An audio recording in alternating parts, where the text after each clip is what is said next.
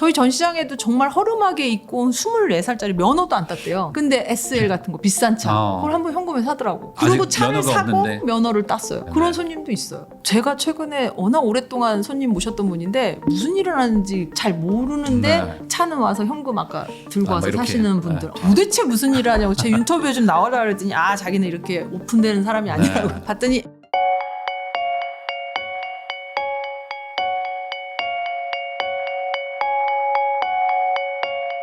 안녕하세요. 부익남TV의 부익남입니다. 오늘은 이제 메르세데스 벤츠 한성자동차의 이제 강남 전시장 이제 이사님이시죠. 윤미애 이사님을 모시고 가난했던 어린 시절부터 지금 200억 자산가가 되셨다고 하는데 그 이야기 한번 나눠보도록 하겠습니다. 이사님 안녕하세요. 안녕하세요. 반갑습니다. 네. 우선 너무 예쁘게 나와서 감사하고요.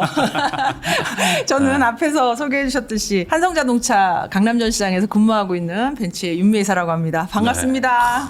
그 영업을 해가지고 네. 그걸 기반으로 이렇게 또 부자가 되신. 네, 맞아요. 맞아요. 그래가지고 세일즈. 저도 썸네일 봤거든요. 네네, 너무 보니까 세게 나왔어요. 그래서 뭐 딸이 너무 싫어하는. 압구정 뭐 현대 아파트 막 이런 거 막 강력하게 막 적혀 맞아요, 있는데 맞아요. 사실 거기에 보면은 그 네. 뭐 어머니가 7명 뭐 이런 거 IQ가 약간 좀 98. 아, 네. 그 얘기는 제가 뺄락했었는데. 괜찮아요. 이미 뭐 155만이 보고 있기 때문에 네. 그래서 별로. 뭐 그런 어떤 가난했던 어린 시절도 있었다는 거. 맞아요, 그 맞아요. 부분을 또 이제 한번 얘기를 하고 싶거든요. 네, 맞아요. 그래서 그 어떻게 좀 어린 시절에 그렇게 보내셨는지. 초등학교 5학년 때 엄마가 돌아가셔서 네. 워낙 어렵게 유년 시절을 보냈어요. 그러니까 요즘 여기저기 인터뷰하면서 많이 느낀 건데 이게 힘듦이 어떤 절실함이 총량의 법칙이 있다고 하면 총량을 저는 유년 시절에 다 쓴 것 같아요. 네. 그래서 뭐 엄마 돌아가시면서 집이 어려워지면서 아빠가 언니랑 저 동생 데리고 이렇게 야밤도주 했다 뭐 이런 얘기 말씀드렸고 그렇게 하면서 또 어느 분이 뭐 올려놨는데 빚은 어떻게 하는데 옆동에서 옆동으로 야밤도주를 한 개념이라 아빠가 그때 있는 거 다 팔고 정리는 한 걸로 알고 있어요. 그렇게 하고 이제 엄마가 7명이다 뭐 이런 건 솔직히 우리네 어른들의 이 부부 생활은 예전에는 뭐 일부 다처제 그런 개념보다는 여자친구도 있었고 뭐 작은 엄마도 있었고 막 네. 이런데 그만큼 아빠가 여성분들한테 인기가 너무너무 많아서 어느 날 이렇게 데리고 가서 야 엄마라고 해 뭐 이런 거 그래서 아마 그게 한 7분 정도는 되지 않았나 제가 이제 그런 얘기를 했고 당연시 했던 것 같아요 그때 당시에는 이제 여러분의 여자친구가 있다는 게 그때는 다 이러신가 보다 이랬던 것 같은데 지금 생각해보면 굉장히 비정상적인 환경이었더라고요 그래서 그렇게 아마 썸네일을 빼서 자극적이게 많은 분들이 쟤 되게 힘들게 컸구나라고 말씀하신 것 같아요. 그러면은 뭐 그런 건 그거고 경제적으로도 네. 많이 힘들었다. 너무 힘들었죠. 뭐 엄마가 거의 가게 경제를 책임지셨는데 엄마가 5학년 때 돌아가시니까 그 다음부터는 생활이 안 됐었어요. 그래서 정말 5학년 때부터 학교 다니면서 중학교 때부터 공장 다니면서 그 등록금 벌어서 학교를 다닐 때라 중학교 때부터 집에서 뭔가 돈을 해줘서 지금까지 학교 생활을 해본 적이 없었던 것 같아요. 야, 그럼 중학교 때부터 일을 하신 거예요? 네, 중학교 때부터. 중학교 2학년 때부터 공장 생활을 했어요. 야, 근데 방학만 되면. 방학에. 방학 때 공장에 그땐 등록금이 있을 때라 방학만 되면 이렇게 봉제 공장에 이렇게 실밥을 따는 그 뭐 일본 용어긴 하지만 시다해서 이렇게 네. 보조 업무를 네. 보는 어린 친구들이 있었어요. 네. 그때 당시 월급이 한 11만 원이었었던 11만 것 같아요. 원. 얼핏 기억 몇만 원인지 기억도 안 나. 그걸 방학 때 2달 동안 하면 다음 해에 등록금을 낼 수 있고. 있었을 때라 중학교 2학년 때부터 매번 방학만 되면 공장을 다니고 등록금을 벌어서 내고 뭐 야. 고등학교도 또 야간을 나왔어요. 그래서 네. 야간 산업체에 가서 낮에는 일하고 밤에 학교 다니는 또 수업 시간을 또 이용하면서 활동을 좀 했죠. 남들은 뭐 이제 대학교 가가지고 등록금 번다고 뭐 맞아요. 휴학하고 이런 거를 했을 수는 맞아요, 있는데 이걸 중학교 때부터 중학교 하셨던 때부터 거네요. 했어요. 중학교 때부터 낮에 일하고 밤에 공부하는 걸 계속 네. 고등학교 때부터 본격적으로 했고요. 저희 지금 우리 회사 11년, 12년째 재직인데 저희 보면 이렇게 4대 보험 낸 국민연금 네, 나오는 국민연금. 거 그거 연차로 치면 제가 거의 원탑하죠. 그러네. 전 16살 때부터 알바가 아니라 직장 생활을 쭉 아. 했기 때문에 지금까지 한 번도 쉬지 않고 국민연금 계속 회사를 많이 받으시겠네요. 엄청 받죠. 그래서 그러니까 아주 이게 많이. 좋게 얘기해서 이렇게 웃을 얘기지 사실 맞아요, 웃을 맞아요. 얘기는 아니잖아요. 이게. 맞아요. 그래서 제가 많은 손님들을 만나 뵀는데 저보다 힘든 손님 아직까지 못 본 것 같아요. 네. 그러면은 제가 거의 원탑인 것 같아요. 이게 사실 요즘에 그런 얘기 많이 하거든요. 요즘 뭐 부모가 능력 없으면 애 낳으면 안 된다 이런 얘기를 맞아요. 많이 하고 그러다 보니까 보니까 이제 약간 부모님의 경제력이 부족한 거에 대한 원망하는 분위기도 좀 많은데 예전에 뭐 그런 건 없으셨어요? 그때는 이게 가난하구나 내지는 부자구나 이런 어떤 변별력이 없었을 때였어요. 그냥 불편하고 남들도 다 이런가 보다 그래도 생각을 친구들하고의 했었어요. 비교는 있었어요. 그래서 제가 딱 깨달았던 때가 고등학교 2학년 때인가 아마 그랬을 거예요. 그때 친구가 피자헛이라는 게 생겼다면서 성남에 네. 어디 피자집을 가자고 5명이서 모여서 가는데 저걸 먹고 n분의 1을 하면 7천 얼마 정도를 네. 내야 되는데 난 그게 없는 거야. 그래서 그 친구들은 제가 워낙 밝으니까 우리 집이 그렇게 힘든지 몰랐을 때라 나 그냥 집에 갈래 이러고 왔거든요. 그 다음에 피자가 그렇게 먹고 싶은 거예요. 그래서 지금도 전 피자만 먹는데 네. 그래서 그때 좀 느꼈어. 우리가 돈이 진짜 없구나. 내가 7,000원도 쟤네들하고 n분을 해서 피자를 하나 먹을 수 있는 형편이 못 되는구나. 아마 고등학교쯤부터 이게 정말 힘들게 살고 있는 거구나 좀 깨달았던 것 같아요. 그러면은 네. 보통 이게 인생이 두 갈래로 가지 않습니까? 네. 이게 우리 상황 되게 힘들다, 안 좋다, 약간 자포자기. 네. 아니고 나는 이거를 어쨌든 뚫고 나간다. 나는 오히려 결핍을 약간 에너지 삼아서 막 부자 되겠다. 네. 이렇게 갈 수 있는데 어떤 그 전 갈라지는 계기가 후자였고 뭐였을까요? 제가 공장 생활했다고 그랬잖아요. 네. 고등학교 때 공장 생활을 하면서 당시 중소기업이다 보니까 대기업 다니던 전무님이라는 분을 그 회사에서 모셔왔는데 제가 만난 첫 저한테는 어른이었던 것 같아요. 그분이 제가 이런 어려운 환경인데도 애가 너무 열심히 하고 공부도 열심히 하니까 저를 한번 불러서 야 너는 꿈이 뭐니? 정말 이거 오글거리는데 실화예요. 네. 책에다 쓰고 있지만 이분이 저한테 미야 너는 꿈이 뭐야? 그래서 제가 그때 막연하게 그냥 중학교 때도 애들 앞에서 얘기하는 걸 좋아했었을 때라 저 아나운서 되고 싶어요. 제가 그랬거든요. 그랬더니 그분이 저한테 그때부터 신문에 사설을 이렇게 오려서 매번 거기 보면 한자 많은데 거기다가 이렇게 한글로 글씨를 써서 저한테 매일 주셨어요. 네. 야 아나운서가 될 거면 신문도 많이 봐야 되고 이걸 많이 봐야 돼. 그리고 대학도 가야 될 것 같아. 그래서 저 상고를 나왔거든요. 대학 가려면 상고에서 대학 힘들잖아요. 네. 제가 94학번이라 수능 1세대인데 그걸 공부를 하게 해주신 어른이었어요.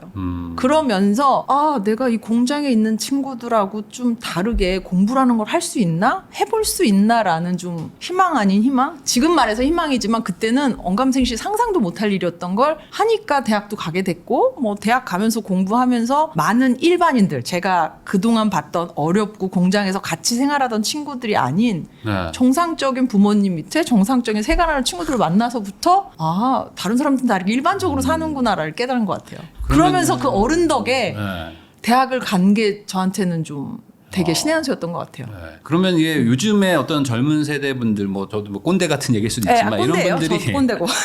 어쨌든 막 상황이 안 좋다 맞아요. 이러면서 약간 맞아요. 자포자기 하는 분들 맞아요. 많은데 맞아요. 그런 분들한테는 좀 뭐라고 얘기를 해주실 수 있는 부분이 있겠는데요? 되게 많이 하는데 안 되는 게 없더라고요. 네. 그래서 학생이면 공부 열심히 하면 되고 직장 생활을 하는 사람이면 직장 생활 진짜 열심히 하면 되고 다 되는 환경 내가 주어진 환경에서 최선을 다하면 다 되더라라는 걸 저는 정말 말해주고 싶고요. 제가 대학을 어떻게 가게 되냐면 말씀드렸듯이 되게 어려운 환경이라고 그랬잖아요. 엄마네 쪽이 제 아빠가 이제 재혼을 하셨으니까 엄마네 쪽이 자녀가 3명이었고 저희 집이 5명이어서 제가 8남매였단 말이에요. 네. 근데 뭐 이걸 형제들도 보겠지만 학교를 제대로 못 다니고 고태 뭐 중태 뭐 이런 식의 어떤 학기였는데 저만 대학을 간다고 하니 집에선 난리가 났어요.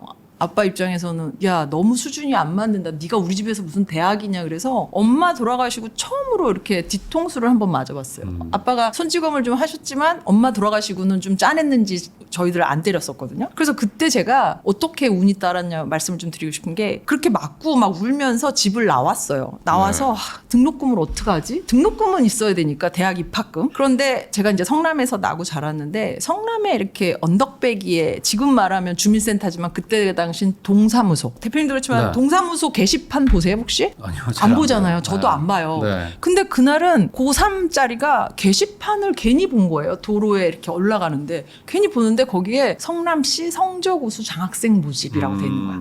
장학금이 무려 100만 원이었어요. 네. 그래서 그걸 정말 너무 신기하게 여겼더니 요건이 있어. 뭐 10년 이상 성남에 거주하고 생활 지금 뭐 하면 소득이 얼마 미만이어야 네, 되는데 네, 네. 그때 우리 집 힘들었으니까 당연히 소득 안 됐고 네.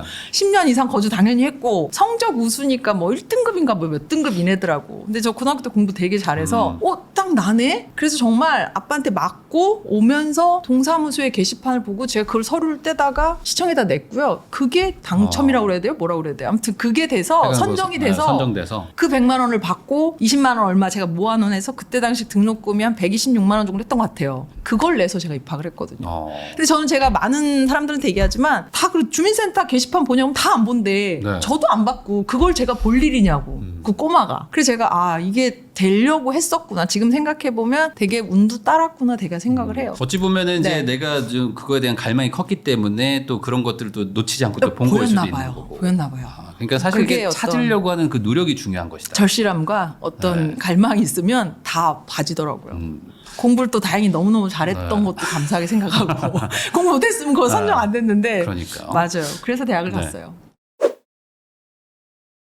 그러면 지금 얘기를 들어보면 진짜 완전히 그냥 자수성가. 네, 완전 자수성가예요. 거기다 뭐 맞아요. 아예 부모님의 지원은 뭐 기대할 수 없는. 일도 없었고 가져가지 않았는데 다행히 가져가실 분 없이 돌아가셔서 두 분 다.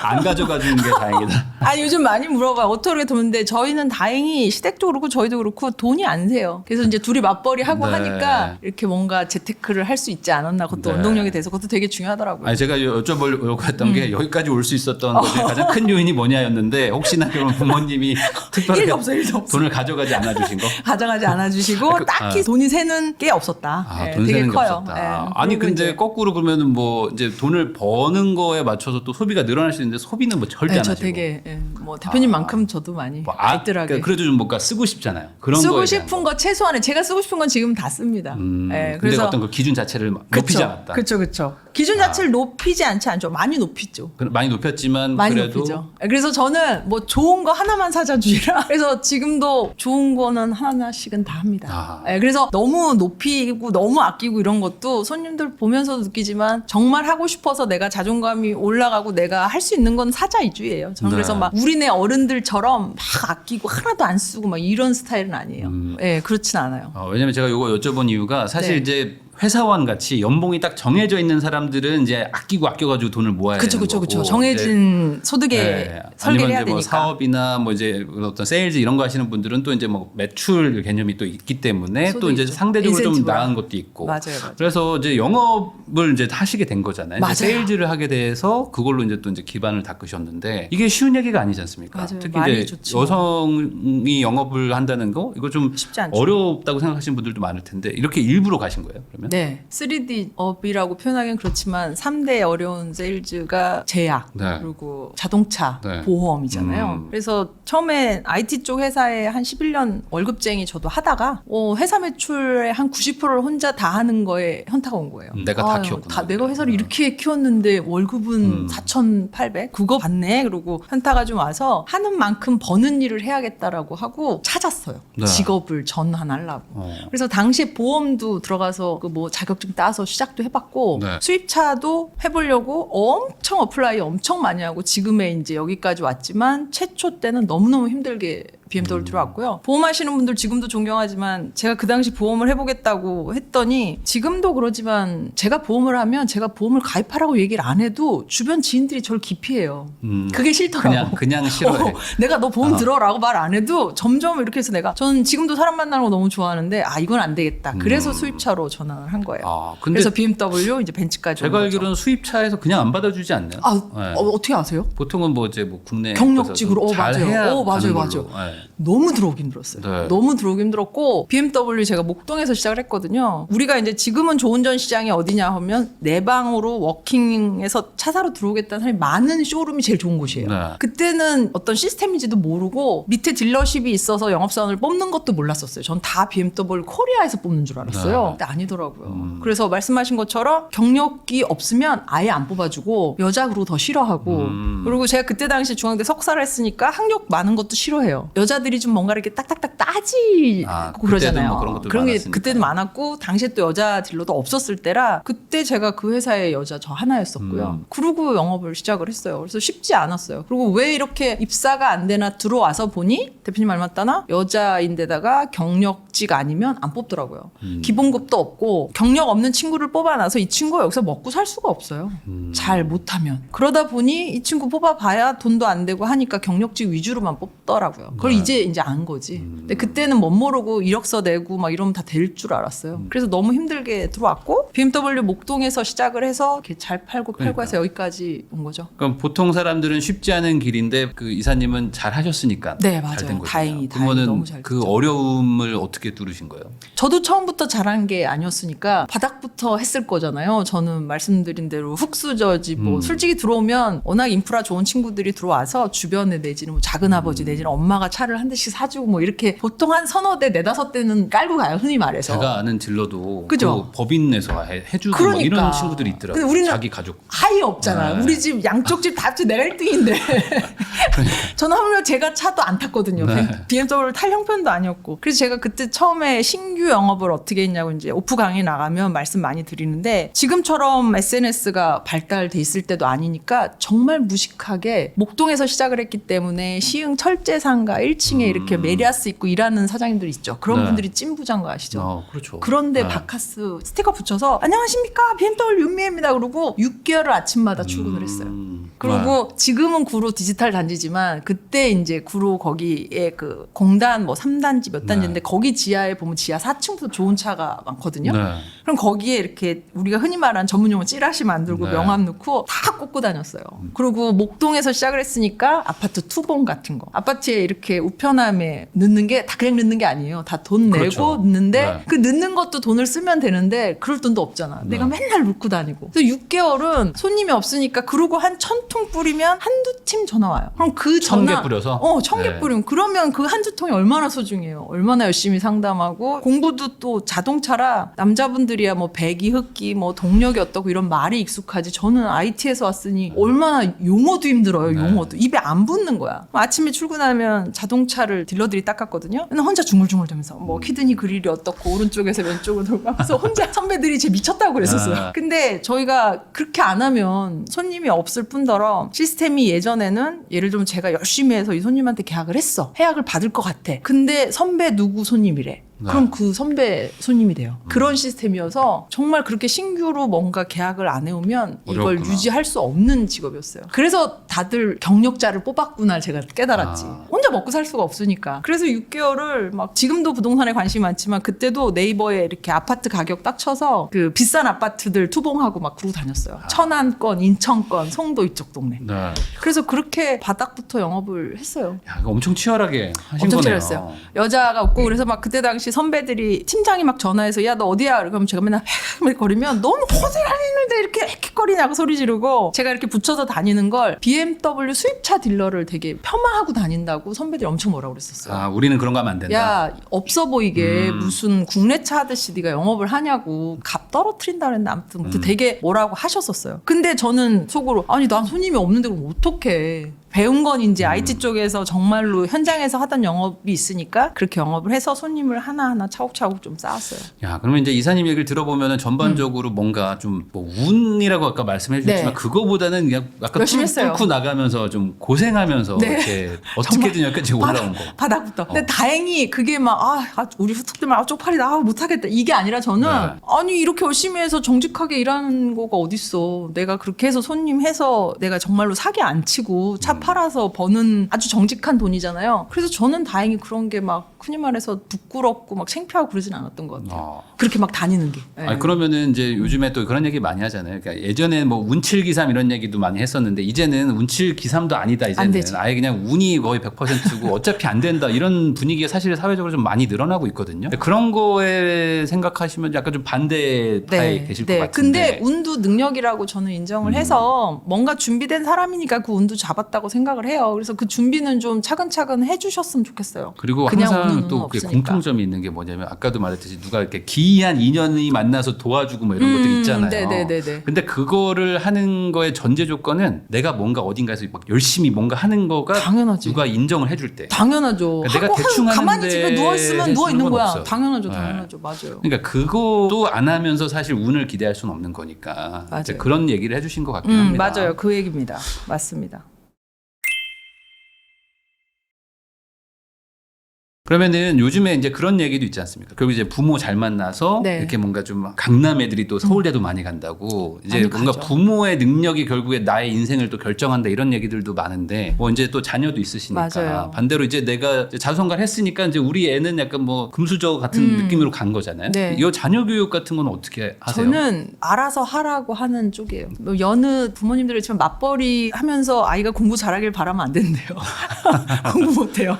공부 못하고 한편으로는 딸이 막 사춘기 비슷하게 왔는데 야 제가 공부까지 잘해서 집에서 저렇게 왕노릇을 하면 내가 저 꼴을 어떻게 보나 싶긴 해요. 네. 공부 잘 못하는데 비교적 그냥 이렇게 풀어놓고 학원 상담이나 과외 선생님 상담 같은 것도 저는 아이만 보내는 스타일이라 학원 선생님들이 불안해하죠. 왠지 네. 엄마가 와야 결제를 하고 등록을 할 텐데 저는 아이 보내고 아이랑 피드백을 하죠. 이거 여기 괜찮아? 선생님 괜찮아? 그럼 걔가 괜찮다 그러면 저는 이제 돈을 보내거나 송금을 하는 스타일이라 아이가 알아서 하게 두는 편이에요. 아. 그리고 막 이렇게 하는 스타일이 아니어서 저는 뭐 어려서부터 아이들 이모님이 키워주시고 해서 뭐 맞벌이를 하고 일을 했지만 저는 그 또한 우리 아이들의 몫인 것 같고 그것도 복이라고 생각해요. 어려서부터 이모님이 이거 해줘 저거 해줘 하면 다 해주잖아요. 그래서 우리 큰애는 이렇게 뭔가 그런 표현 좀 그렇지만 이렇게 사람을 쓰는 걸 아이가 알아요. 근데 이제 다들 엄마들 아우 그 깐난쟁이를 어떻게 놓고 나와서 일을 해 뭐 이런 얘기를 많이 하시는데 뭐 얘가 감기 걸려 어디 깨져서 다쳐 제가 병원을 가나 이모님이 네. 가나 똑같잖아요. 그래서 그런 얘기를 해드리는데 좀 풀어놓고 그들이 어쨌든 누리는 경제적 편안함을 엄마가 옆에서 못 돌봐주는 거에 좀 커버하지 않나 이렇게 생각을 해요. 그러면 좀 반대로 풀어놓는 편이에요. 기대는 안 하시겠네요. 뭐 뭘 해라 뭐 이런 거 기대 없이. 맞아요. 다행히. 그냥 건강하게만 자라.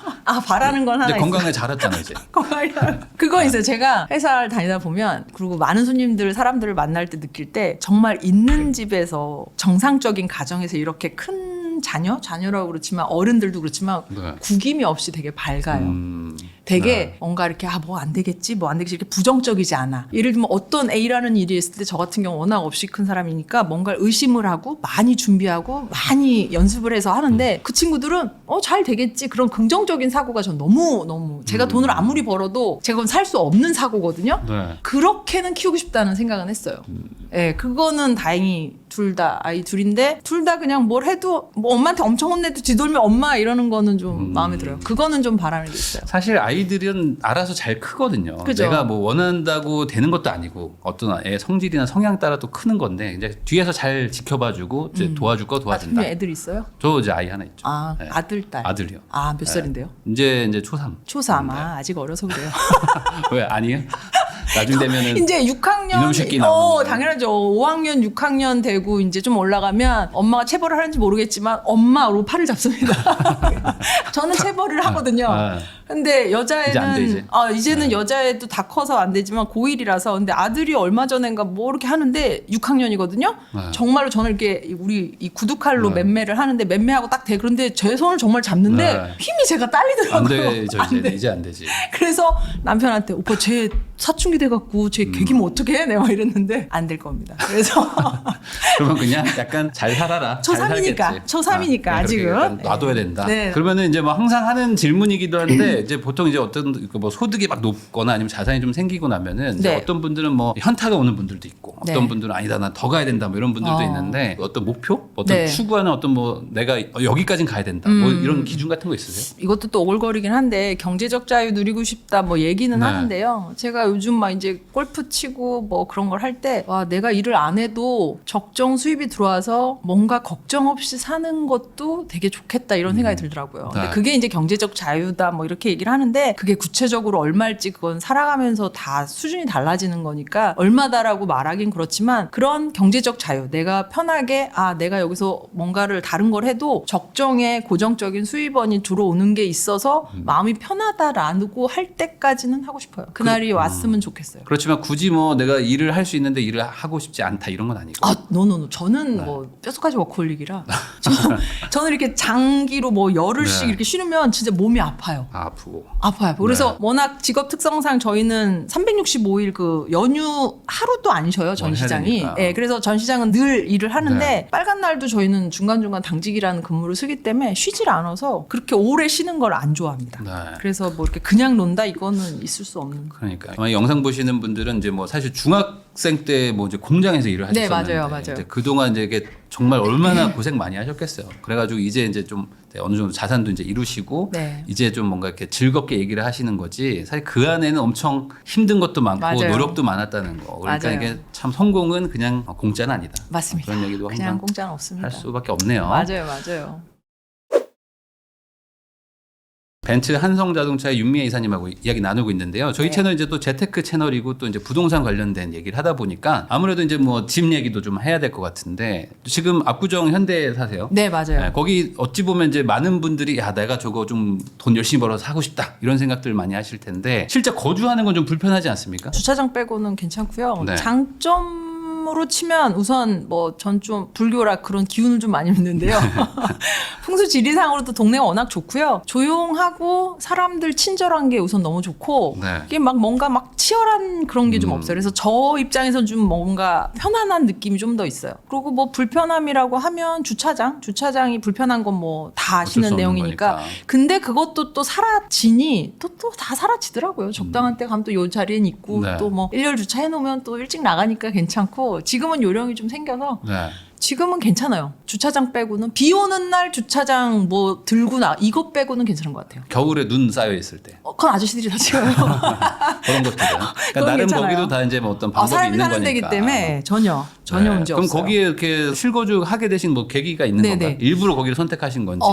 제가 저거를 매수할 당시는 실거주할 생각이 1도 없었죠. 네. 회사가 거기니까 근처에 했었고 여기 이제 부동산 채널이니까 당시에 저는 이제 손님들이 워낙 많이 좋은 분들이 계시잖아요. 저한테 제가 그때 당시 집에 잠실 리센치 살 때였는데 뭐 이사를 가고 하면 사지 말아야 될 불분율이 있대. 엄마들 그런 우리가 흔히 말하는 큰손 아줌마들의 네. 빌라 사지 말고 네. 상가 사지 말고 땅 사지 말라고. 그럼 뭐 사야 되냐? 아파트 사야 된다. 그래서 아파트 사야 된다고 그래서 아파트를 사야 되는데 전 제가 잠실에 살면서 잠실 5단지도 갖고 있을 때라 잠실에 살기는 좋은데 그럼 어디 가지? 그런데 그때 손님이 저한테 압구정 사 압구정. 근데 너무 비쌌을 때라 저걸 어떻게 사 내가. 나보고 큰 평수 아니더라도 한양 쪽은 작은 평수도 있으니 거기를 한번 보라는 거예요. 네. 근데 자꾸 눈이 올라가요. 이렇게 20평대부터 보다가 제가 이걸 23억 5천에 샀거든요. 네. 그래서 16억부터 보다 보니 여기까지 온 거예요. 30평대까지. 네. 30평대 살 때도 이왕 사면 그럼 압구정이 현대를 사야 되는구나. 한양보다는. 네, 이러면서 점점 올라오고 압구정이 그 부동산 하시는 분들한테 그 지분율 표가 있어요. 그걸 이제 친한 지인 대표가 압구정 볼 거면 전 거주 목적이 아니니까 네. 지분율 제일 높은 곳을 사겠다고 그러고 그걸 쫙 봤죠. 그랬더니 제가 사는 동이 30평대에선 지분율이 제일 높더라고. 그래서 거주 목적이 아니라 저 때는 재개발 될 거니까 사자 그러고 그때 전세 끼고 제가 매수를 했죠.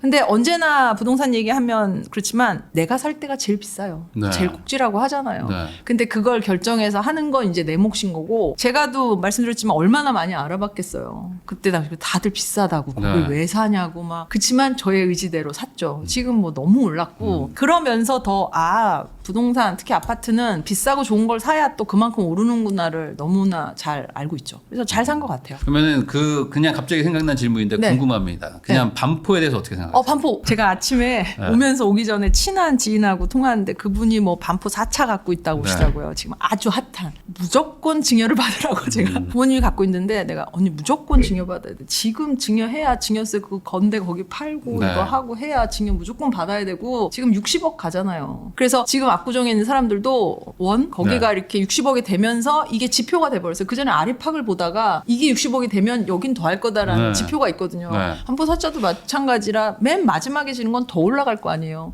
무조건 사야죠. 저는 사람들이 저한테 개인적으로 와서 되게 많이 물어보거든요. 아파트 어디 사요, 이사님? 뭐 회사에서도 무조건 재건축 몬테크 할 수 있는데 사라고 하죠.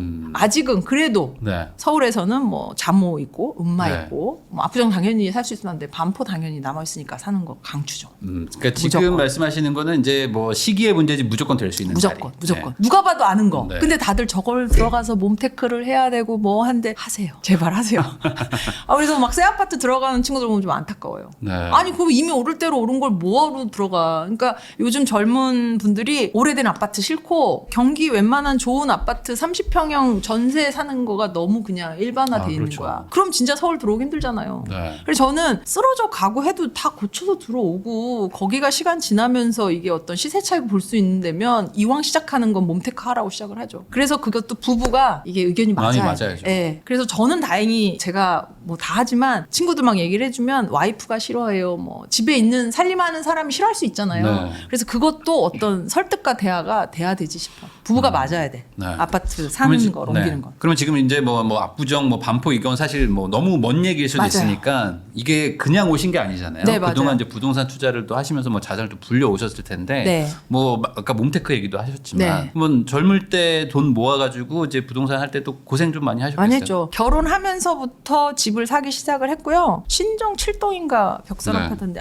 제가 요즘 유튜브에 이 영감에 너무 놀래고 있는데 제가 어디서 이렇게 얘기를 했더니 그 동 아파트를 찾아서 어디냐고 저한테 네. 댓글을 신정 7동인지 6동인지 벽산 아파트를 사기 네. 시작을 했어요. 2억 2,500에 샀고 걔의 반을 대출을 받아서 저의 어쨌든 첫 부동산 시작을 신혼집을 시작으로 지금까지 엄청 사고 팔고 많이 했죠. 신정동에 벽산 아파트 샀고 그 사이에 남양주의 오남리에 프로지오를 분양받아서 사고 팔고 했고 그 사이에 송도에 또 분양권도 사고 팔고 해보고 풍납동에 동아 한가람 아파트 샀다가 또 팔고 잠실 리센츠 전세로 왔다가 살아보고 너무 좋아서 거주용으로 매수를 했고 그 사이에 잠실 살기 너무 좋아서 또 잠실 5단지를 산 거였죠. 네. 그러고 잠실 5단지를 얼마 전에 매각을 했고요. 지금 이제 압구정까지 실거주를 하고 있는 겁니다. 네. 그래서 중간에 아파트로는 주거로는 세금을 너무 많이 냈었을 때라 네. 제가 21년도에 이제 법인을 설립을 하고 가족법인 설립을 하고 홍대에 조그만 건물을 매수를 했죠. 그러면은 전반적으로 다 부동산 위주로 하신 네, 거예요. 맞아요. 근데 이제 사실 뭐 주식을 하시는 분들도 있고 한데 네, 뭐 네. 주식 대비 부동산으로 뭐 하게 된 어떤 이유나 계기가 있을까요? 워낙 말씀드렸지만 어렵게 크니까 그때 네. 어른들 다 비슷하잖아요. 집을 부동산, 하나 집을 좀 있어야 이런 된다. 게 다 이제 그런 어떤 니즈가 당연히 강했고 부동산은 저는 개인적으로 오르나 내리나 그냥 물건이 있어서 좋아요. 오르나 내리나 어쨌든 그리고, 뭐가 저기 눈앞에 있으니까. 물건이 있으니까 그래서 좋아요. 그래서 무형 자산이 아니어서 전 그래서 부동산을 좀 좋아하고 다행히 이제까지 뭐 풍납동 집 빼고는 다 실패 안 하고 다 시세책을 보면서 갈아타기를 했기 때문에 부동산을 좀 좋아하는 것 같아요. 근데 이번에 이제 뭐 잠실 5단지 하면서 세금을 너무 많이 내니까 집은 이제 그만하고 그래서 네. 금융 투자도 공부를 하고 있습니다.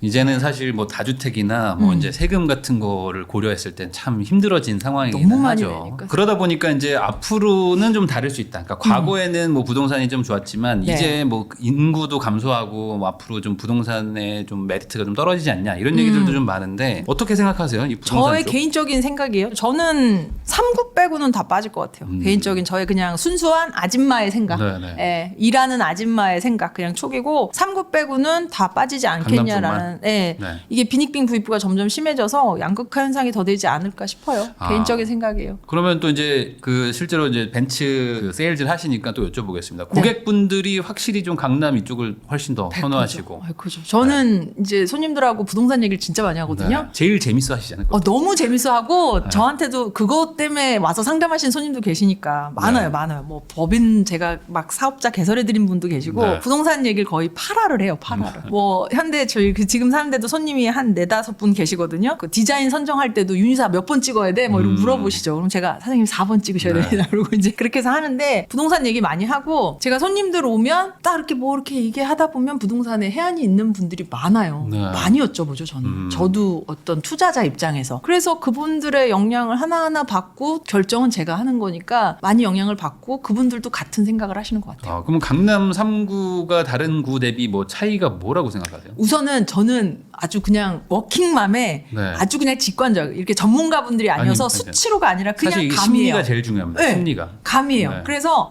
누가 봐도 좋은 데고 누가 봐도 오를 거라고 생각하는 그 심리가 제일 중요하다고 생각하고요. 가만히 있어도 강남 오르겠지. 그런 생각이 시세도 좌우하는 것 같고요. 네. 아시겠지만 지금의 저희가 자동차를 사러 오시는 손님들 중에 제일 싫어하는 손님이 어떤 부류인 줄 아세요? 어떤 부자지간 오는 거 제일 싫어해요. 부자가 같이 오는 거예요? 그렇죠. 왜 싫어하세요? 차가 좋아서 보러 오시는 거예요. 계약을 할 수는 없어요. 왜 못할까요? 왜요? 엄마가 없잖아. 여자가 결정을 한다는 얘기예요. 차 사는 거는 엄마가 결정하는 거예요? 그러니까 모든 집안의 소비의 선택권을 말하는 거예요. 네. 그러면 말씀드렸지만 집도 마찬가지예요. 저 같은 네. 경제 주체인 엄마들이 저 집 괜찮겠네, 사고 싶네 라고 해야 산다는 얘기예요. 남편이 뭐 아무리 해도 아무래도 여자의 입김이 많이 좌우를 한다는 얘기거든요. 근데 그런 엄마들, 사모님들이 강남을 좋아한다고. 반대로 강남이 아닌 동네에 살면은 약간 좀 뭔가 좀 뭐랄까 좀 밀리는 느낌 이런 그런 느낌도 것들도 있고 강하게 있는 건가요? 실질적인 어떤 부동산의 시세 차익도 봤을 네. 때 이 차이 갭이 다르잖아요. 네. 송파하고 서초하고 강남하고 또 다르잖아요. 그러다 보니 그런 거의 어떤 과거 지표를 봤을 때도 아 그래서 강남 하는구나라고 하는 것 같아요. 그럼 결국에 궁극적인 목적은 강남 3구 안쪽에 뭔가 집을 갖는다는 거를 이제 생각하고 이제 가야 된다. 그렇죠. 저는 그렇게 생각하죠. 근데 뭐 다 상황이 다르고 그렇죠. 케바케니까 그건 그분들 상황에 맞춰서 하나씩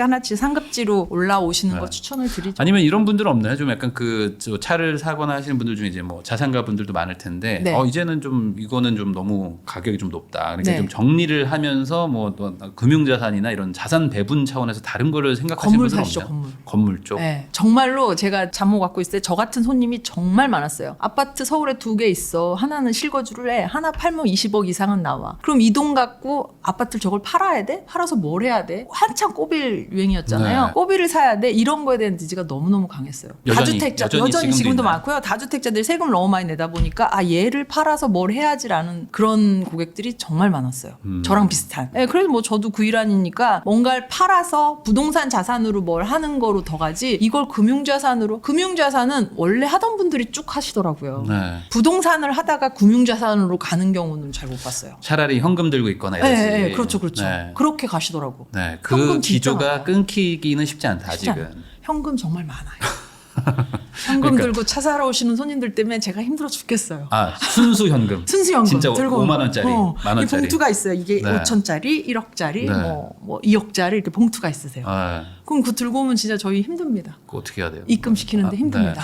은행 가서 정말 가서 읍소하고 시킵니다. 그러니까 그런 분들이 사실 돈이 정말 많고 우리나라도 워낙 부자 나라다 보니까 돈 맞아요. 많은 사람들이 정말 많죠. 너무 많아요. 정말 많아요. 네. 그러면 또 이제 이런 얘기 하면은 나는 지금 돈이 없는데 저런 거 언제 가냐 하면서도 약간 좀 상대적 박탈감 느끼실 수도 맞아요. 있지만 저희가 지금 말하는 거는 이제 이런 세계도 있는 있다. 것이고 그럼 반대로 맞아요. 거기까지 가려면 네. 이제 하나하나 또 차근차근 해야 될 텐데 우선은 그런 걸 제일 많이 고민하시잖아요. 저도 항상 듣는 얘기인데 뭐 한 2, 3천만 원 모이면 이거 불리면서 저축하는 게 좋다는 분도 있고 아니다 그냥 우선 한 1억 정도까지는 그냥 생각하지 말고 모아라 뭐 이런 얘기 하시는 분들도 있는데 뭐 소득을 높이는 게 좋은가 아니면은 뭐 투자를 빨리 하는 게 좋은가? 어떻게 생각해요? 저는 물론 다 사람마다 기준이 다른데 저는 뭐 어디에 제 거 목표 보면 3억 모으기 이런 게 있지만 네. 직장 다니는 분들한테 3억 너무 큰 돈이잖아요. 그게 5천이 됐던 1억이 됐던 소득을 높이고 투자하는 걸 추천을 합니다. 아직은 불안정한데 이거 막 해서 혹여나 안 되면 어떡해. 근데 뭐 소자본으로 직장 생활 하시는 분들 뭐 몇백씩 모아갖고 1,000만 원 모으기도 힘든데 그 몇천 내지는 1억을 갖고 뭐 어디 투자를 해서 불리고 안 불려지면 어떡해. 네. 그러니까 적정 금액 우선 본인의 소득부터 올리고 그 금액이 되면 저는 이제 부일남도 제가 너무 감명 있게 봤다고 말씀드렸잖아요. 이런 요즘에 좋은 채널들이 너무 많더라고요. 소자본으로 할 수 있는 것들 너무 많잖아요. 그러니까 본인한테 맞는 소득을 올려서 적정 금액을 모으시면 그 돈 갖고 이런 식의 유용한 채널들의 정보를 좀 습득해서 활용을 하셔라 말씀을 드리고 싶어요. 모토는 소득을 높이는 겁니다. 근데 이제 소득 높이는 게 사실 네. 쉽지가 않고 맞아요. 그리고 이제 보통은 이제 안정된 어떤 정규직에 또 이제 연봉을 좋아하시다 보니까 이 열심히 해도 네. 이게 늘어나는 안 게 되죠. 뭐 5% 10%도 안 되잖아요. 그렇게 되면 쓰는 걸 줄여야 돼요. 네. 쓰는 걸 줄이셔야 되는데 지금 우리 대표님은 OTT TV 몇 개 보세요? 저요? 네. 저도 한 두세 개 있는 것 같은데. 그러니까 네. 전 네. 하나 있거든요. 하나 있는데 그것도 프리미엄 멤버로 해서 되게 만 얼마를 주고 봤었어요. 네. 근데 어느 날 내가 이걸 왜 이러고 있나 했더니 5,900원짜리로 바꿨거든요. 네. 광고 중간중간 보고. 그런데 이렇게 한번 되짚어 보시면 아 내가 줄일 수 있는 비용이 뭘까 생각해 보시면 되게 많아요. 우선 OTT부터 줄이고 광고 좀 보면서 하세요. 광고 봐도 뭐. 네, 봐도 되잖아요. 그래서 그거 보고 제가 뭐 예를 들었지만 해외 나간다고 생각해 보면 라운지에 가잖아요. 사람이 정말 많거든요. 근데 라운지를 가려면 그 무료로 쓸 수 있는 카드가 네. 프리미엄 카드로 되게 연회비가 비싼 카드예요. 네. 저는 저희 신랑 좋은 회사 뭐 연봉도 센지만 저희 신랑 없어요. 저는 있거든요. 근데 그걸 보면서도 야 경기가 어렵다 이거 아니구나. 그런 거 정말 좀 줄이는 걸 찾아보시면 하나도 나올 거고 그 돈이 모아 목돈이 되지 않나 싶고요. 욕 많이 먹겠지만 찾아보시면 정말 줄일 수 있는 것들이 있어요. 우선 고정비 나가는 거 줄이는 방법을 좀 찾아보고 정말로 저희 애처럼 공부를 못한다. 저 학원비도 줄여요. 안 보내요. 얘 뭐 아무리 영어 가르쳐봐서 막 몇십만 원씩 했는데 애가 안 정말 된다. 안 돼. 네. 엄마 우리말도 아닌데 내가 이걸 어떻게 해. 그런 건 과감히 뺍니다 우리는. 예를 들면 야, 우리말 아니니까 학원 보내지. 우리말이면 보내냐? 라고 해야지. 그러네요. 네. 네, 그래서 아. 그런 걸로 좀 줄여보면 월급 받으시는 거 대비 그것도 반대로 얘기하면 또 월급쟁이는 혹여나 저처럼 치열하게 안 해도 월급 나오잖아요. 또 매년 또 인상분도 또 있고 그래서 한참 차가 안 팔릴 때는 야 나도 월급쟁이 하고 싶다 이런 생각 들 때 있거든요. 그냥 가만히 있어도 월급 나오는 거. 영업직 추천하십니까? 저는 100% 추천하죠. 저희는 우리 딸이 희망하는지 안 하는지 모르지만 세일즈 시키고 싶습니다. 이거만큼 정직하게 돈을 한 만큼 버는 이런 일이 없는 것 같아요. 그리고 이제 자수성가 하시는 분들 중에 상당 부분이 이제 세일즈 하시는 분들도 많고. 맞아요. 말이 좋아 세일즈지 요즘 뭐 마케팅이다 뭐 어드바이스라고 하고 컨설팅이라고도 하고 좋은 영어로 해서 포장을 해놨지만 네. 다 세일즈예요. 다 사람 상대하는 일이고 네. 이 사람들이 어떻게 상대방을 지갑을 열게 해서 뭔가 사업을 이끌어 나가는 거지 다 사람 상대하는 일이거든요. 전 그걸 그냥 세일즈라고 얘기를 하는 거고 그게 맞아서 돈까지 많이 벌게 되면 너무나 바람직한 일 아닌가 싶은 거고 네. 아직도 그런 대기업도 그렇지만 그런 포지션의 직군들은 많이 뽑거든요. 이 친구들이 기피하는 거고 내가 저기 가서 어떻게 영업을 하지? 네. 그런 생각인 건데 그렇게 하고 뭐 세일즈 성과급 형태로 해서 급여 내지는 연봉 협상을 하면 본인이 열심히 할 수밖에 없게 되거든요. 좀 고생하고 뭐 고통스러운 것도 분명히 있겠지만은 확실히 그쪽에서 이제 살아남고 잘하시는 분들은 그런 얘기 하시더라고요. 나는 뭘 해도 다 팔 수 있다. 당연하죠. 네. 네. 작년에 대형 면허 땄거든요. 네. 다들 뭐하러 그거 따냐는데 전 대리운전도 가능하고 버스 운전도 가능해요. 네. 그래서 이런 자신감이 그냥 급여 생활자였으면 못했을 거예요. 그래서 전 지금도 뭘 해서 먹고 살지라는 고민은 정말 안 해요. 전 뭘 해도 먹고 살 수 있거든요. 대리운전이든 택시운전이든 버스운전이든 네.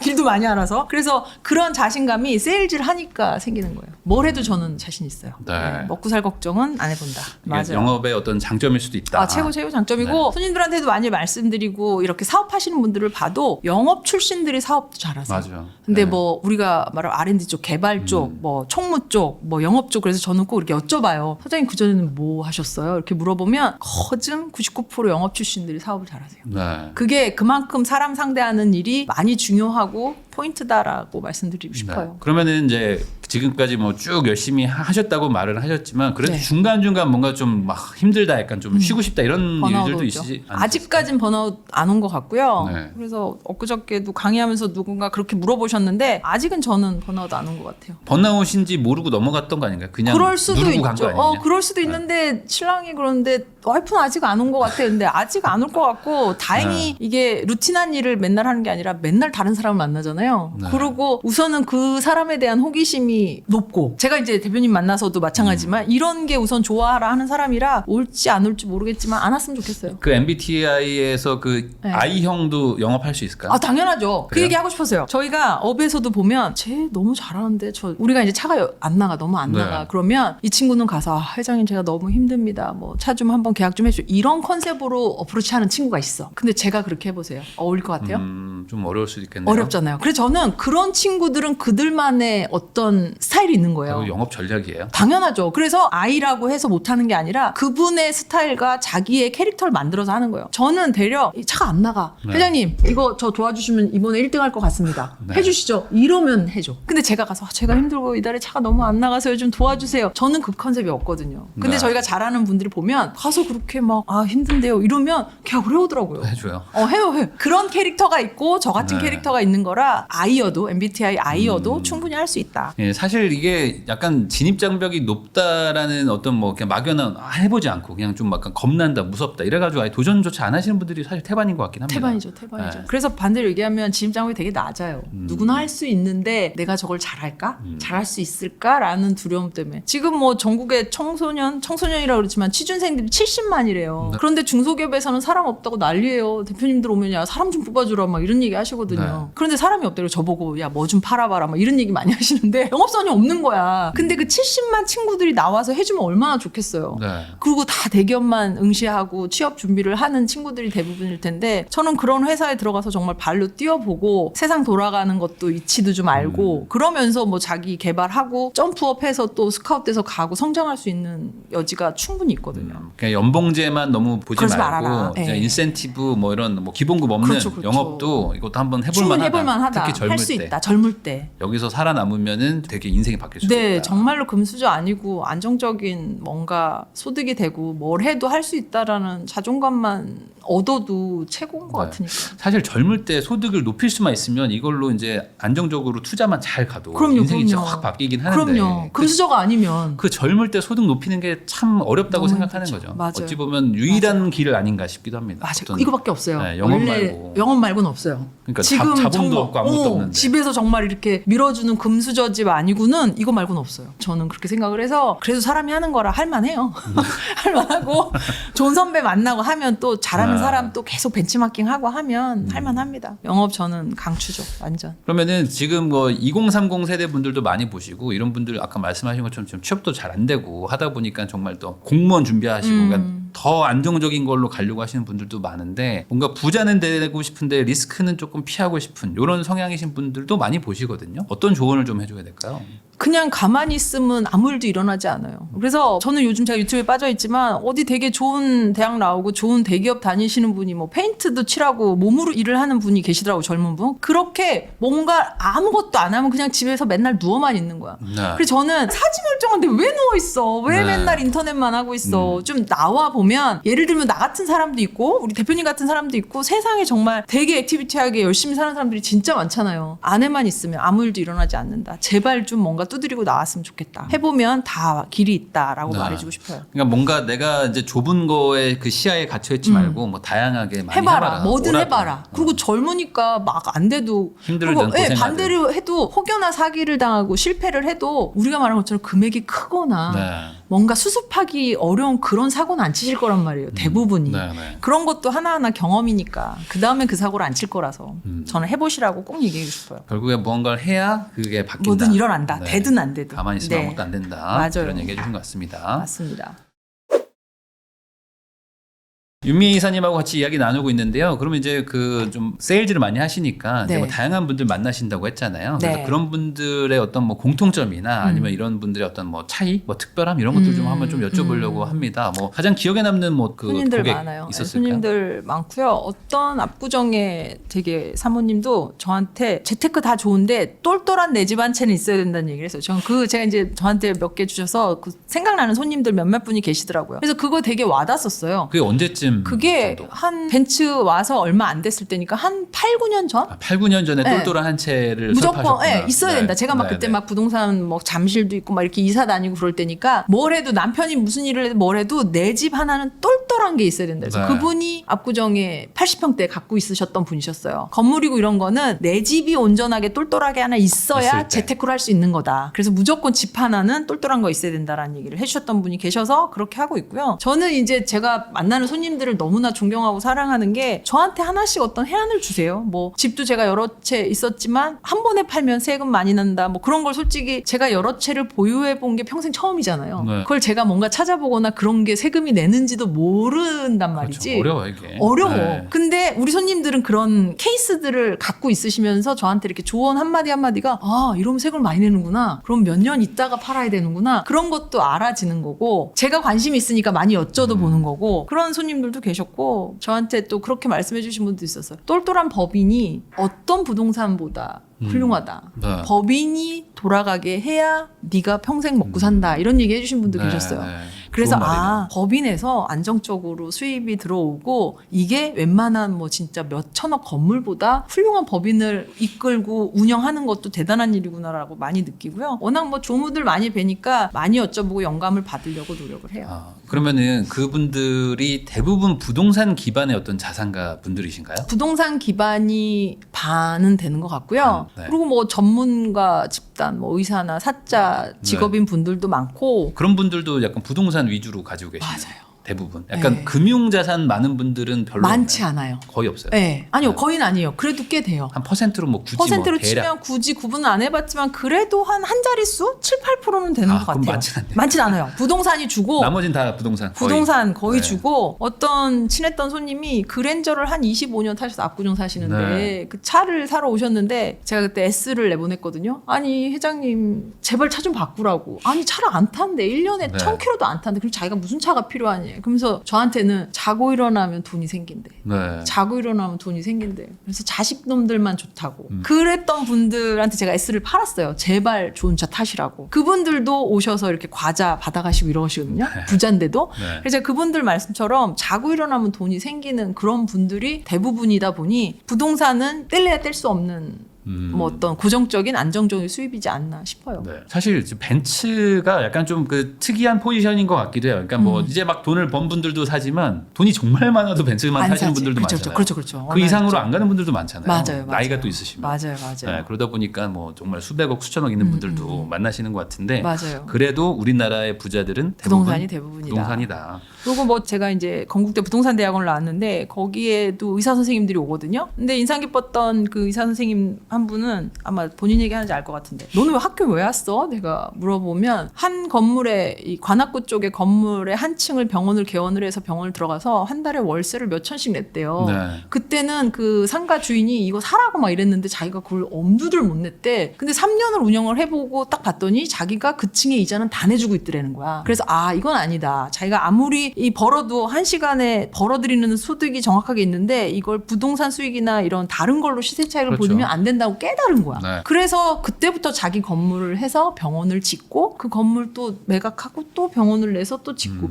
이런 식으로 부동산하고 병원을 같이 해요. 네. 그런 친구들이 찐 그렇죠. 선수들이에요. 찐 네. 선수들. 그래서 그걸 보면서도 저렇게 똑똑하고 이를테면 솔직히 가만히 있어도 살아가는 데는 불편함 없는 생활 수준일 거란 말이에요. 소득 수준이. 근데도 저렇게 부동산으로 해서 안정적인 수입원을 찾으려고 하더라. 네. 그 실거주나 실사용하면서 그 사실 이 장사나 영업을 이 이자 내는 목적으로 하시는 분들도 많거든요. 그게 최고고 가장 사실 이상적이죠. 네, 부자가 예, 되기 좋은 이상적이죠. 구조긴 하죠. 정말로 이자나 안정적인 무슨 레버리지. 혜택도 많고 나라에서 주는 혜택도 많고. 네, 그러면은 최고죠. 저 갑자기 궁금한 게 있는데 네. 코인 쪽으로 요즘에 네. 돈 많이 버신 분들이 막 진짜 120억짜리 현금 주고 사고 막 이런 일들도 많은데 이 자동차 쪽도 많이 좀 그렇게 네네. 오시나요? 저는 다행히 얼마 전에 온 손님이 약간 그런 느낌이긴 했는데 뭐 네. 지박엔 좋은 거 제일 비싼 거 산다고 오셨는데 젊은 분들인데 90년대생이었어요. 그래서 제가 직업이 뭐냐 했더니 아마도 비슷한 류의 직업이었던 것 같아. 근데 자세히는 말씀 안 해주시더라고요. 근데 아마도 그런 류의 직업을 갖고 계신 분 같고 저희 전시장에도 정말 허름하게 입고 24살짜리 면허도 안 땄대요. 네.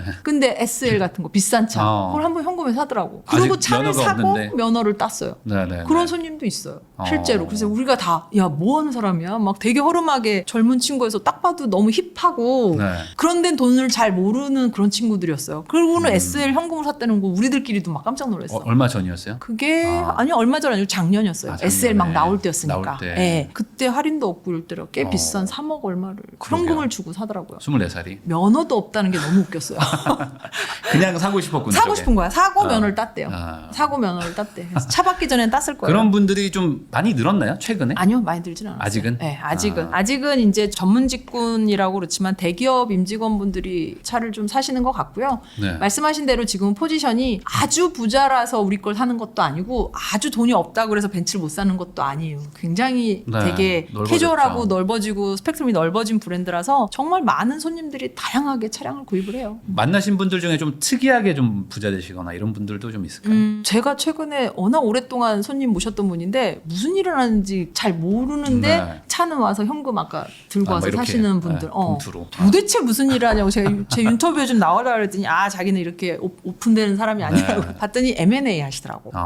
기업 사서 네, 팔고 네. 뭐 이렇게 상장사를 성장을 시켜서 금액을 올리고 그걸 또 사고 팔고 하는데 그 시장은 아직도 돈이 어마무지하게 많답니다. 그렇죠. 네, 네. 그래서 저분들은 그래서 기업들 보러 다니시더라고. 그런데 딱 보면 그냥 늘 우리 손님들은 다 오시면 백수래요. 무슨 일 네. 하시냐고 하면 다 백수래. 맨날 백수가 가로서 한다고 다 노시지만 대단한 분들이 정말 많죠. 그래서 뭐 방송이니까 개인적인 자리에서는 네, 많은 네. 얘기를 해드릴 수 있지만 많습니다. 그런 네. 손님들. 네. 사실 참 부자가 많습니다. 정말 그러니까 많습니다. 거꾸로 아직도 기회가 많은 것 같아요. 맞습니다. 여러 가지 방면에서 부자가 맞습니다. 되시는 분들도 많고 그런 분들의 이렇게 뭐 얘기해 보면 주변에 사람이 없대요.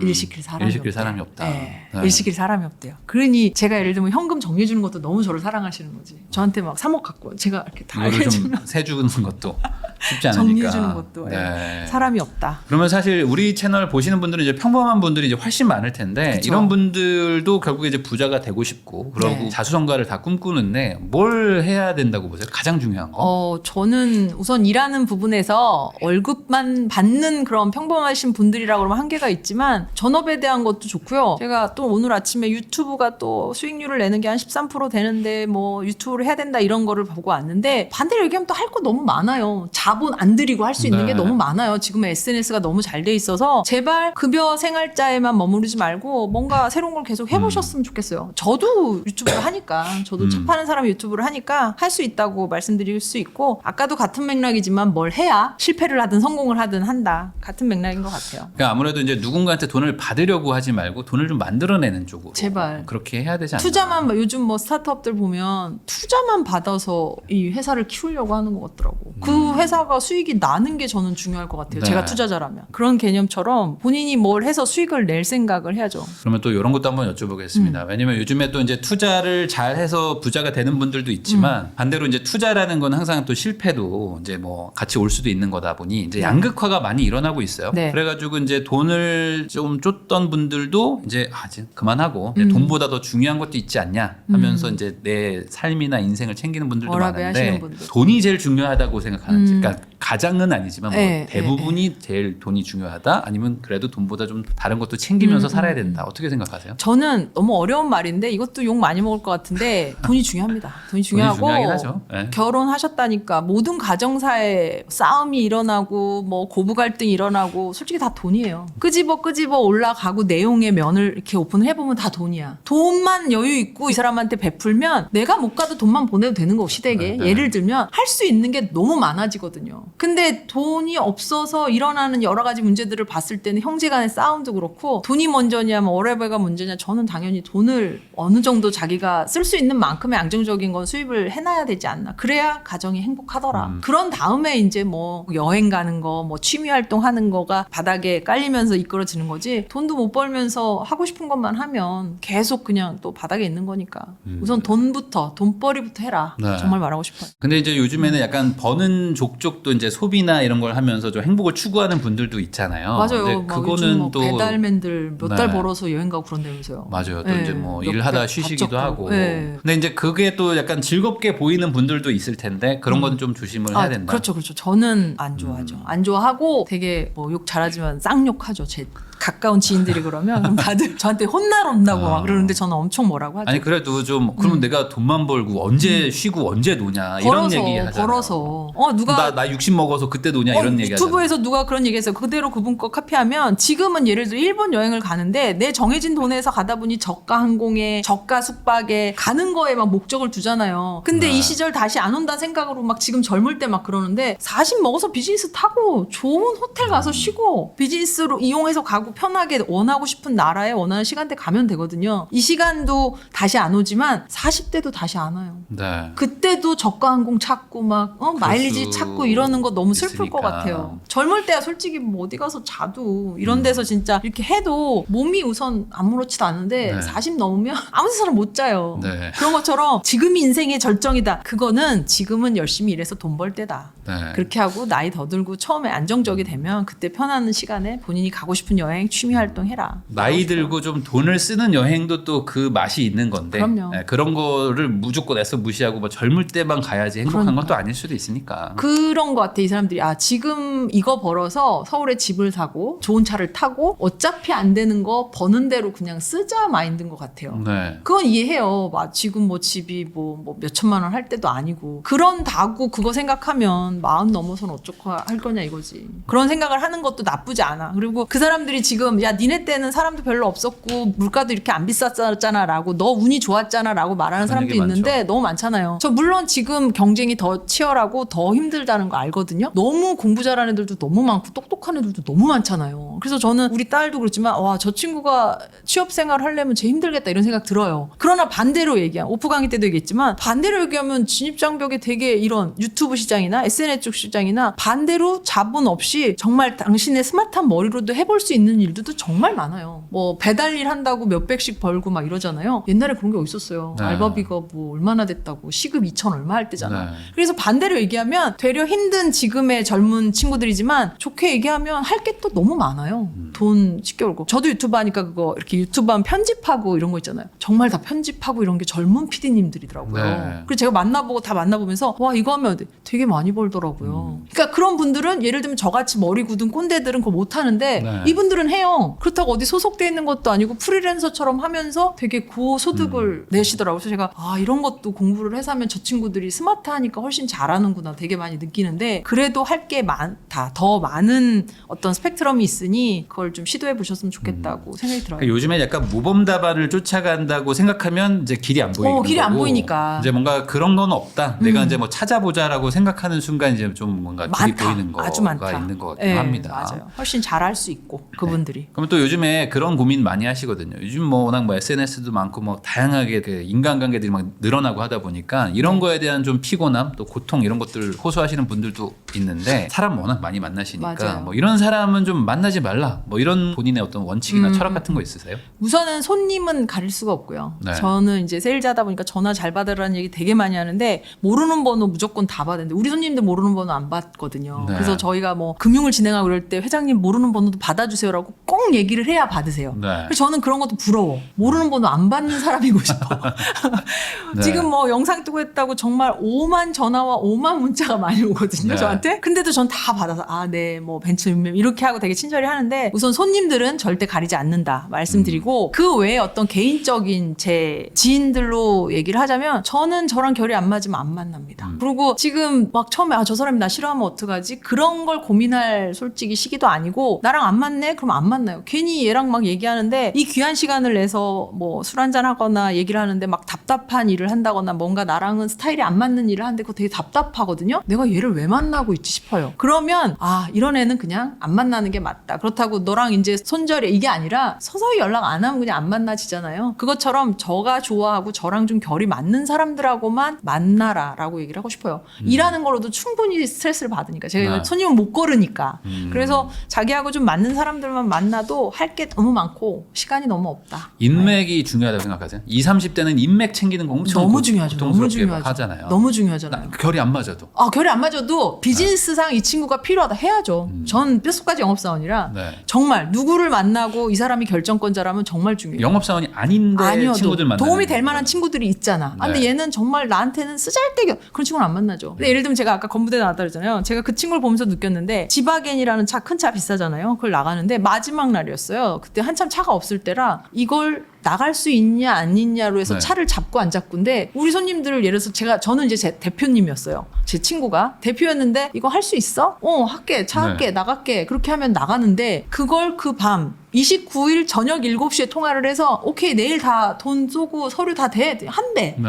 보통은 예를 들어 제가 밑에 아마 실장 정도를 컨택을 하고 있었으면 오늘 대표님께 품위 올려야 되고 리스가 어떻고 뭐 해서 서류하고 안 될 것 같습니다 그랬을 거예요. 근데 제가 그 친구를 딱 느끼면서 가능해. 그 다음날 라운딩 있대. 근데도 전화 받아주고 서류 다 하고 이건 이제 본인 차고 본인이 결정을 하니까 밑에 직원들이 싹 하는 거야. 그때 제가 느낀 게 진짜 키맨을 많이 만나야 되는구나. 결정권자를 만나야 모든 일이 수월해지는 거야. 그렇죠. 제가 그때 마지막 날 그래서 29일 저녁 7시에 3억짜리 지바겐을 컨펌을 받고 다음날 리스며 뭐 서류 네. 승인서부터 다 하고 출고를 했거든요. 그것처럼 근데 그걸 제가 담당자랑 아마 컨택이 됐었으면 그 귀한 차를 출고도 못했을 뿐더러 진행이 안 됐겠다 싶어요. 그래서 지금은 이 사람을 내가 다시 언제 만날지 모른다랄 만한 사람이면 최선을 다해서 잘 해요. 언제 만날지 모르고 이렇게 친한 대표하고도 얘기하면서 이렇게 이게 점점 피라미드라 올라가면 갈수록 만나지는 사람이 정해지게 되고요. 지금은 한 4달이 건너야 수소문하면 알 수 있는 사람을 점점 올라갈수록 그렇죠. 한 다리만 네. 건너면 알아줘요. 근데 네. 제가 그걸 인간관계나 어떤 인성이 정말 아닌 사람이면 이 사람이 저를 소개 안 해주거든요. 그래서 그것처럼 잘하고 살아야 된다 이런 생각을 요즘 더 느껴요. 되게 많이 느낍니다. 그럼 아까 말씀하신 결이 다르다라는 거는 이 사람이 나쁘다는 게 아니라 그냥 나랑 어떤 성향이 안 맞는 거를 말씀하신 거죠. 그럼요. 맞아요. 네, 그거에 대한 결이 오해를 다르죠. 하시면 안 돼요. 그렇죠. 그냥 나쁜 사람은 안 만나고 뭐 이런 거. 그런 거 아니. 그렇게 가리진 않죠. 그런 건 그렇게 아니고. 가리진 않죠. 그렇게 네. 가리진 않아요. 그러니까 어느 정도 이 인맥이라는 것도 되게 중요하다. 매우 중요하다. 매우 중요합니다. 매우 중요합니다. 사람 잘 일인데. 챙기는 것도 필요하다. 그럼요. 그럼 마지막으로 이제 3040 분들도 저희 채널 좀 많이 보시는데 이런 분들은 지금 한창 열심히 살아야 되고 막 본인 인생을 지금 막 발전시키려고 노력하시는 분들인데 이런 분들한테도 뭔가 좀 약간 인생 선배로서 조언을 네. 해주실 수 있는 게 있을까요? 부일남 TV 제가 이제 섭외 받고 너무 감명받아서 다쳤는데 여기 워낙 모토가 내 집 마련부터 건물주까지더라고요. 네. 너무 좋아 이런 어떤 직관적인 그런 네. 표현 너무 좋아요. 내 집 마련은 기본적으로 하셔야 될 거라고 보고 건물주 되기까지 그런 길라잡이가 되게 카테고리별로 되게 잘 돼 있더라고요. 그래서 저는 이제 부일남을 보는 구독자분들이 안 된다 쟤는 뭐 네. 200억 부자고 넌 돈을 많이 벌잖아라고 하죠. 그렇게 생각하지 말고 제발 이렇게 좋은 채널들 본인한테 맞는 영상 잘 찾아보고 실천을 해서 이렇게 진짜 내 집에서 건물주까지 가는 날이 오기를 정말 바라는 것 같아요. 그래서 부일남 있는 분 그리고 모셔주신 거에 대해서 너무 감사하게 생각하고요. 제가 열심히 저도 공부하면서 저도 건물주 될 수 있게 노력하는 채널을 좀 구독해 보겠습니다. 알겠습니다. 이거 말씀하신 것처럼 진짜 뭐 아무것도 없으셨잖아요. 네, 아무것도 없어요. 없이 저도 할 여기까지 수 오신 거기 있었으니까. 때문에 네. 반대로 거꾸로 얘기하면은 지금 시청하시는 분들도 아무것도 없어도 또 할 이제 수 뭐 있어요. 20년, 30년 지나면 또 어떻게 될지 모르는 거니까 결국에 안 된다고 생각하는 사람이 되는 일은 없잖아요. 맞습니다. 항상 된다고 생각하고 방법을 찾는